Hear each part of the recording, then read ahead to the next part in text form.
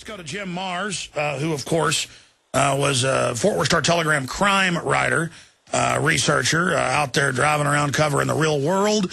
Talk about street smarts. He's the first person to actually teach a university-level course on the JFK assassination from the congressional perspective, that it was a government conspiracy. He, of course, was one of the main sources for Oliver Stone's film JFK and worked on that film. And it just goes on and on from there. He's a member of Scholars for 9/11 Truth, and he's written a bunch of best-selling books: The $1 Trillion Conspiracy, Rise of the Fourth Reich, The War on Freedom, JimMars.com. Again, I'm Alex Jones, if you just joined us, with Infowars.com. And I wanted to get Jim on because he's written a lot about the Knights Templar. And for those that don't know, there are groups associated with Knights Templar, Rosicrucian / Illuminati, all over Europe. A lot of wealthy, rich people are involved. It's in the news that he was at meetings with very wealthy people. They had a show on Sky Television making fun of yours truly a few years ago. I forget that host's name, Andy something. And they, quote, go interview a member of the Knights Templars, and then he swears he's going to let him meet with the Knights Templar, and then he arrives and he's the Knights Templar. But so it's all about magic, but not real magic. It's about conning you, sleight of hand, manipulating the members, and, you know, convincing people like Breivik to go out and do this and feel like he's a big hero, when you can just look in his eyes, he's completely insane. And he admits, oh, these rich, powerful people in government helped him. Yeah, they're going to help send you right to prison, pal. But let's go to Jim Mars and talk about the Illuminati, the Templars, the Friday the 13th. You know, all these terms we have come from these groups and the Crusades, and all of this indelible mark on our current situation. Jim Mars, good to have you here. Hey, Alex, good to be with you. It's interesting to hear you say that you now understand that they start off calling you a kook, and then after a while, everybody finds out that everything you said was absolutely true, but you're still a kook, right? Yes. Well, welcome to the society, because I've been at it for about 50 years now, and everything I've ever said has come true, but I'm still the kook. Exactly. I mean, Alex said buy silver when it's $5 an ounce. It's now $42. He's evil. Alex said buy gold at $300 and something. You know, now it's $1,600 plus. He is bad. I mean, literally all over the web, I am evil. I am evil for being right. Sorry, Jim, go ahead. You know, George Orwell said that telling the truth in a dishonest society is a revolutionary act. So, yeah, you're pretty radical, okay? Hey, Jim, I don't even know your view on this, your analysis. We've been having different perspectives from different people. Dr. Steve Pachinik, Dr. Tarpley, different views yesterday.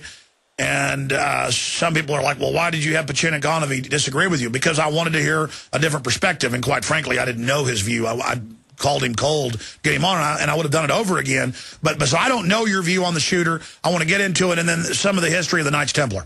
Okay. Well, number one, I'm not going to stick my neck out and say that good old Anders it was one thing or another, because it's too fresh and information is still rolling in. But what I will say is I see the same commonality of contradictions and questions that seem to crop up in all of these false flag operations. First they say, oh, he's, you know, immediately they say, oh, it's Al-Qaeda. And then we find out Al-Qaeda apparently ain't got anything to do with it. And yet that was all over the news, and that's going to stick in a lot of people's minds. And then we're told, oh, no, he's just a lone nut, even though initial reports said they had arrested someone else. And, you know, this is, again, because I lived through and have covered so extensively the Kennedy assassination.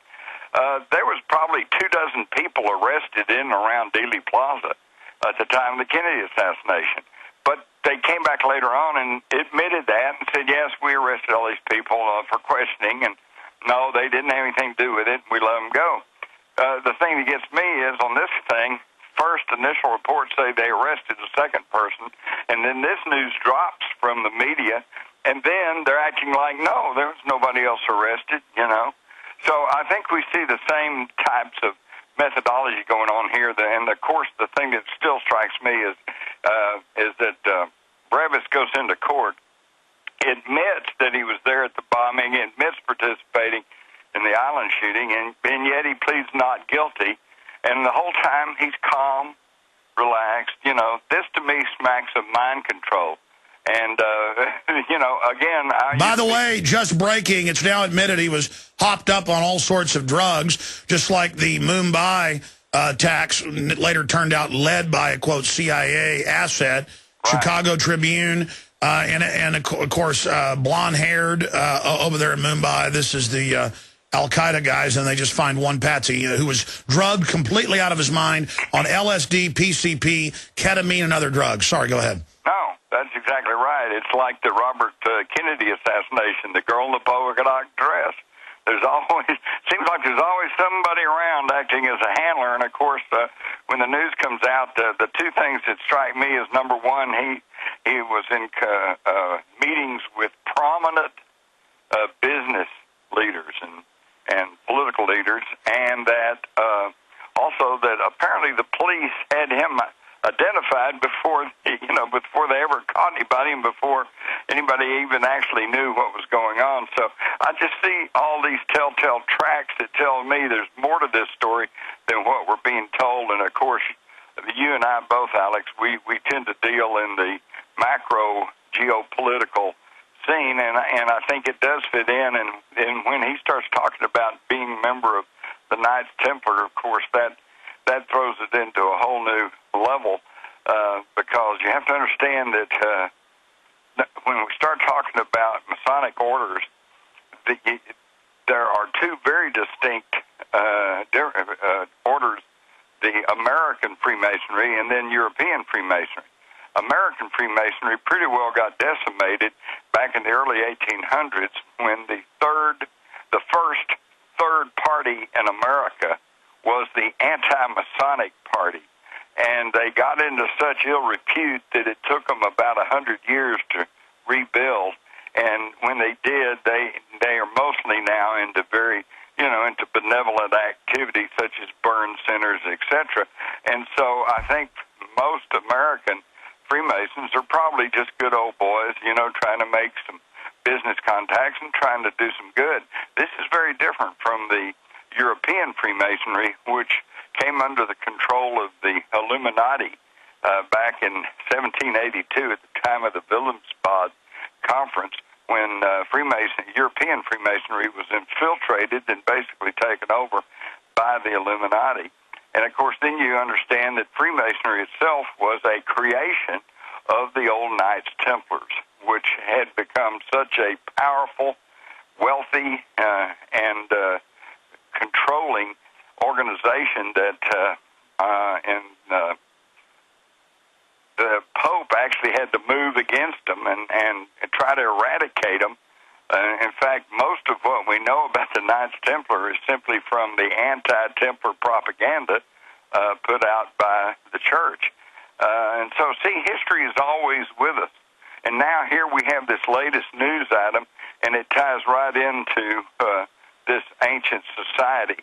And, of course, then where did the Knights Templars claim that they got all their knowledge and their information? From the secrets of King Solomon, and exactly. From their conquering, of course, of Jerusalem, and claiming that they may have actually dug up the Ark of the Covenant and buried it somewhere. Holy Grail, all of this myth, but the Holy Grail, it turns out, really is just their occultic knowledge and information. And then, of course, tell folks about Friday the 13th. That's when they had the big purge and killed a lot of them.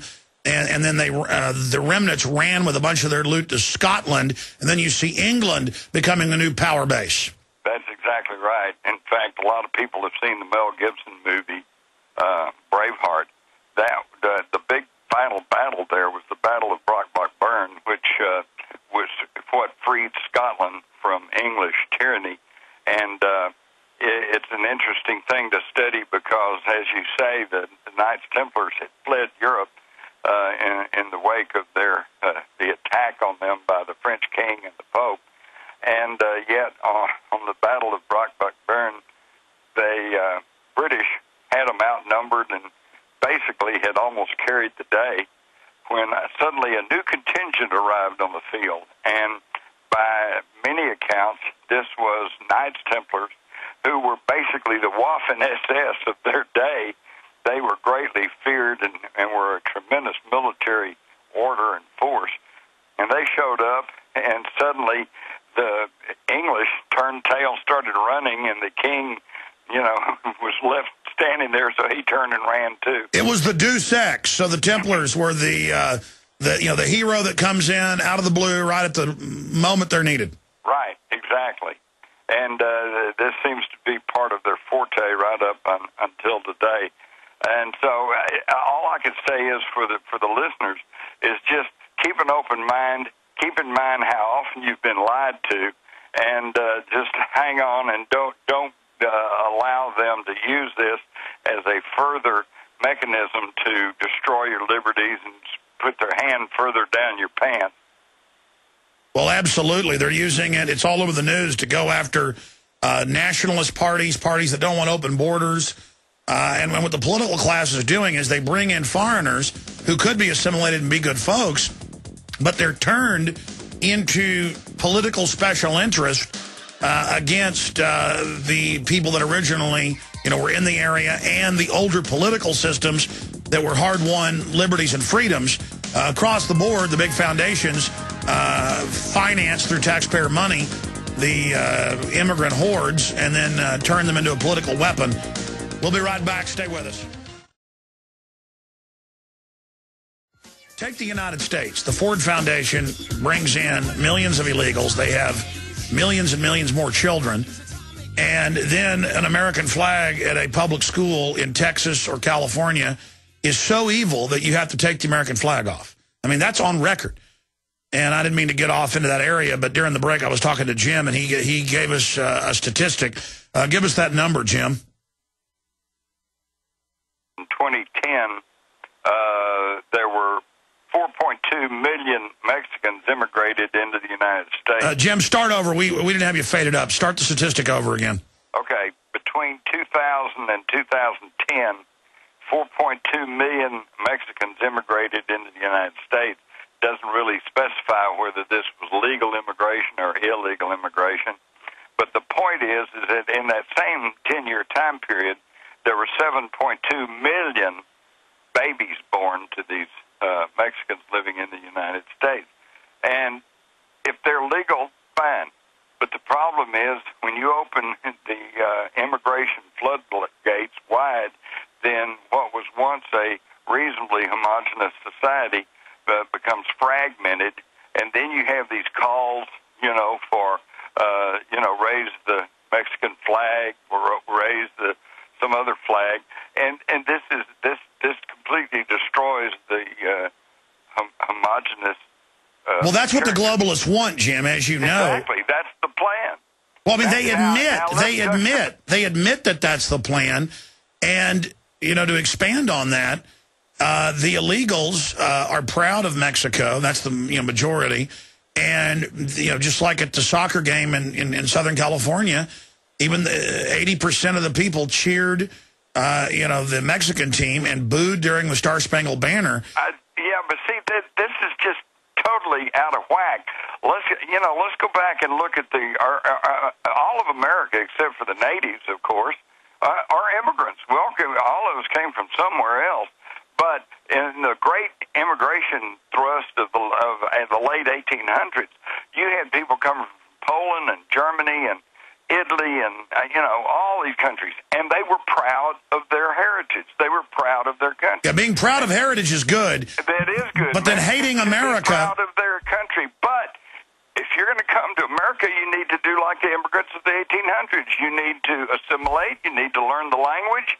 In fact, so many people, particularly from Eastern Europe, would come over here and they'd have these unpronounceable names, Polish and Czech and all like that. And so they changed their name. And then they pledged to be good Americans. And in World War II, you had Japanese Americans, you had German Americans, Italian Americans fighting tooth and toenail along with everybody else. These are Americans, okay? That nobody said you're supposed to come to this country, ask for all the benefits of being American, and then spit on the flag and and say that your flag needs to be raised higher than the United States Well, flag. look, it's just wrong. Jim, you're right. Well said. It's national suicide.